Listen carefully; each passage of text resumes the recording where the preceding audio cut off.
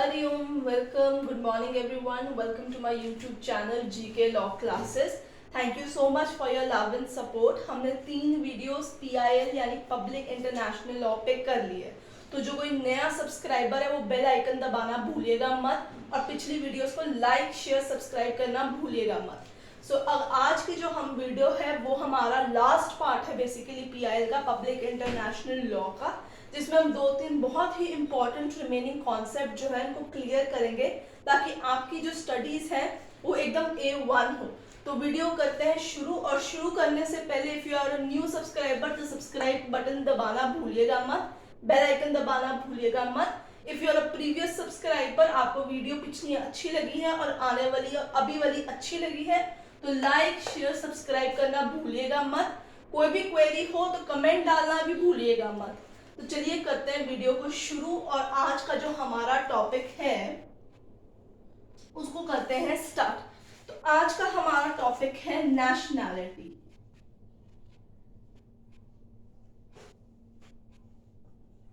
अब कल जो है हमने ऑलरेडी देख लिया है कि स्टेट गवर्नमेंट, हमने उसके अंदर रिकॉग्निशन टू द स्टेट भी देख ली हुई है। अब बारी आती है नेशनैलिटी, क्योंकि अगर कोई परमानेंट पॉपुलेशन होगी और स्टेट रिकॉग्नाइज करा दी जाएगी तो उस पर्टिकुलर जो पॉपुलेशन, परमानेंट पॉपुलेशन होगा, उसका स्टेटस क्या होगा। तो हम बात करेंगे नेशनैलिटी के बेसिस के ऊपर, जिसके अंदर वर्ड नेशन ऑलरेडी इनकॉर्पोरेट किया जाता है। तो नेशनैलिटी होता क्या है, ये एक बहुत ही इंपॉर्टेंट काइंड ऑफ कॉन्सेप्ट है जिसको आप बिल्कुल भी नजरअंदाज नहीं कर सकते हैं। सो नेशनैलिटी बेसिकली क्या होता है, आपके पास लीगल स्टेटस होता है, ठीक है। It is a legal status of an individual कि वो किस कंट्री से बिलोंग करता है, ठीक है। सो legal status which it is basically known as which an individual belongs to. So legal status that represents a country to which an individual belongs. तो वो किस कंट्री से बिलोंग करता है, उसके लीगल स्टेटस को ये बेसिकली दर्शाता है आपकी नेशनैलिटी। नेशनैलिटी अगर लीगल स्टेटस है तो आपको बहुत सारे राइट्स कन्फर करता है जो बाकी नॉन नेशनल्स को नहीं दिए जाते हैं। अब जब हम नेशनैलिटी बात करते हैं तो आप इसे इजी भाषा में समझ सकते हैं कि that he is the legal citizen of the country. अब जब हम सिटीजन की बात करते हैं तो इसमें ये जो चीज है सिटीजन वाली, ये जानना आपको बहुत जरूरी है, क्योंकि यूजुअली डिफरेंस आता है आपके पास बिटवीन डोमिसाइल एंड सिटीजनशिप। ये बहुत ही इंपॉर्टेंट डिफरेंशिएशन है इसके अंदर, इसको आप भूल नहीं सकते हो। तो आइए जानते हैं कि सिटीजनशिप होता क्या है सबसे पहले, और डोमिसाइल क्या होता है। सबसे पहले हम देखते हैं कि सिटीजनशिप होता क्या है, क्योंकि नेशनैलिटी में हमें ये बात तो पता चल गई कि वो आपको लीगल स्टेटस कन्फर कराता है। सिटीजनशिप बेसिकली क्या होता है, the status of having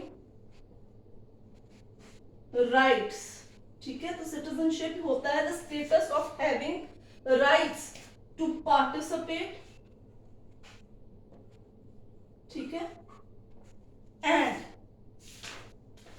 to represent in politics, ठीक है ना। आप पॉलिटिक्स में पार्टिसिपेट भी कर सकते हैं और पॉलिटिक्स में हिस्सा भी ले सकते हैं। ये राइट सिर्फ सिटीजन्स को ही दिया जाता है।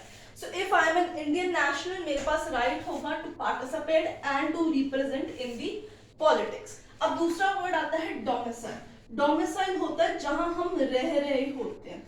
So in case if I am a Indian person living in a XYZ kind of a state of India state, तो मैं यहाँ पे रह रही हूँ, इनकेस मैं टेम्परेरी कहीं बाहर चले जाती हूँ तो वहां से जो है वहां पे जाके मेरा स्टेटस चेंज नहीं होगा, मेरा डोमिसाइल क्या रहेगा, XYZ state of India country. So basically domicile मतलब होता है person treat as permanent home, या जहां वो रहता है XYZ सिटी के अंदर।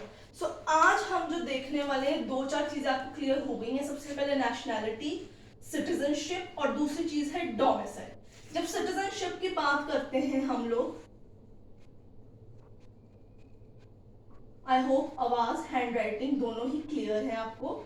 सिटीजनशिप के लॉ के तहत हमारे पास दो चीजें निकल के आती हैं, उन दो चीजों के ऊपर हम सबसे पहले ध्यान देंगे। आइए देखते हैं कौन सी वो दो चीजें हैं। सो सिटीजनशिप क्या दो कैटेगरी आती है। सबसे पहले आता है जस सैंग्विनिस। अब ये होता क्या जस सैंग्विनिस? जस सैंग्विनिस का मतलब होता है कि इन केस आपकी नेशनैलिटी, आपका सिटीजनशिप किस तरीके से डिफाइन किया जाता है? By blood, heritage and descent. अब आप कहेंगे कि ये क्या चीज है jus sanguinis? So citizenship law के तहत ये पॉइंट बहुत इंपॉर्टेंट है कि आपको सिटीजनशिप जस्ट सैंग्विनिस कॉन्सेप्ट पे दी गई है, जो यूजुअली इंडिया के अंदर फॉलो किया जाता है कि बाय ब्लड या आपके पेरेंट्स, इधर पेरेंट्स या बोथ पेरेंट्स इंडियन सिटीजनशिप है तो आपके पास भी इंडियन सिटीजनशिप ही होगी। दूसरी चीज सिटीजनशिप लॉ के अंदर जो आपके पास सबसे इंपॉर्टेंट आती है वो है जस्ट सॉली। जस्ट सॉली, अब सॉली वर्ड देखते हैं तो उससे हमें पता चलता है सॉइल, एंड जस्ट सॉइली का मतलब होता है born on the particular land. ठीक है, तो अगर हम बाहर अब्रॉड चले जाते हैं, जैसे यूएसए चले जाते हैं, तो in case if a child, मतलब उसके पेरेंट्स जो है इंडियन सिटीजन्स हैं but he is born on USA, वो यूएसए की लैंड पे है, तो on the basis of jus soli principle उसको यूएसए सिटीजनशिप मिल जाती है।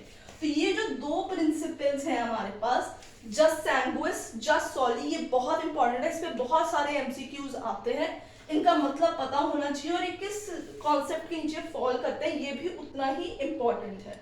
अब हम नेशनैलिटी की बात कर रहे हैं जिसमें हमने सिटीजनशिप और डोमिसाइल पढ़ी, सिटीजनशिप के दो प्रिंसिपल्स देखे। अब इसमें नेशनैलिटी के अंदर दो कॉन्सेप्ट आते हैं जिसमें से सारे क्वेश्चंस आते हैं, चाहे ऑब्जेक्टिव हो डिस्क्रिप्टिव हो, दोनों कैटेगरी के क्वेश्चंस आते हैं। तो वो सबसे पहले टॉपिक कौन सा है? मोड ऑफ एक्विजिशन, कि आप किस तरीके से नेशनैलिटी जो है उसको अक्वायर कर सकते हैं। ठीक है, सो मोड ऑफ एक्विजिशन। अब यूजुअली जब हम मोड ऑफ एक्विजिशन की बात करते हैं हमारे पास दो तीन चीजें निकल के आती हैं, जैसे बाय बर्थ, जस्ट सॉलिड हो गया आपके पास, नेचुरलाइजेशन यानी आप वहां पे बच्चा हो गया है आपको वहां के किसी सिटीजन से, या अदरवाइज जैसे जस्ट सॉली हो गया या फिर मैरिज कर ली है तो उसे कहते हैं नेचुरलाइजेशन, जिसमें हम परमानेंट रेजिडेंटशिप के लिए अप्लाई कर बैठते हैं। Registration almost same as naturalisation but इसमें आप एक एप्लीकेशन रजिस्टर कराते हैं, there is no scene of marriage और बर्थ हेयर। और नेक्स्ट चीज आती है आपके पास एनेक्सिएशन। एनेक्सेशन मतलब दूसरी किसी स्टेट ने ऊपर कब्जा कर लिया हुआ स्टेट के अंदर, ए स्टेट ने बी स्टेट पे कब्जा कर लिया तो ऑटोमेटिकली जो बी स्टेट के नेशनल्स होंगे वो ए स्टेट के नेशनल्स कहलाए जाएंगे। और लास्ट चीज जो मोड ऑफ एक्विजिशन में आती है वो है प्लेबिसाइड। ठीक है, ये एक ऐसा वर्ड है जो इंडिया के अंदर यूजुअली पसंद नहीं किया जाता, थोड़ा कॉन्ट्रोवर्शियल रहता है, बट प्लेबिसाइड में जैसे वेस्ट ईरान ने किया था कि उन्होंने इंडोनेशिया को ऑप्ट किया था कि हम इंडोनेशिया नेशनल्स कहलाए जाएंगे। So basically these are the modes of acquisition. कौन से मोड है? Repeat, birth, nationalisation, registration, annexation and plebiscite. ठीक है, इसके अलावा जो नेशनैलिटी के अंदर एक और बहुत इंपॉर्टेंट पॉइंट होता है वो है मोड ऑफ लूजिंग, कैसे आपकी नेशनैलिटी चली जाती है। ठीक है, तो ये भी एक बहुत ही इंपॉर्टेंट पॉइंट है जो मेंशन करना है, कैसे चले जाती है। सबसे पहले रिनाउंसिएशन, आप छोड़ बैठते हैं। ठीक है, दूसरी चीज आती है सब्स्टिट्यूशन या सब्जुगेशन। ठीक है, और लास्ट चीज इस पे आप कह सकते हैं डेप्रीविएशन, कि आप हाथ धो बैठते हैं।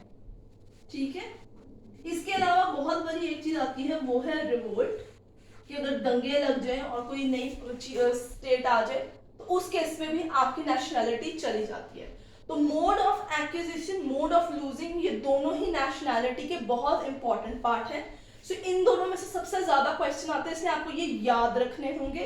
अगर आप चाहते हैं कि हम पब्लिक इंटरनेशनल लॉ के अंदर इंपॉर्टेंट केस लॉस कवर करें, कौन सी हेडिंग में कौन सा केस लॉ करना है, तो आप नीचे कमेंट सेक्शन पे हमें जो है यस करके केस लॉ ब्रैकेट में लिख के टाइप कर सकते हैं।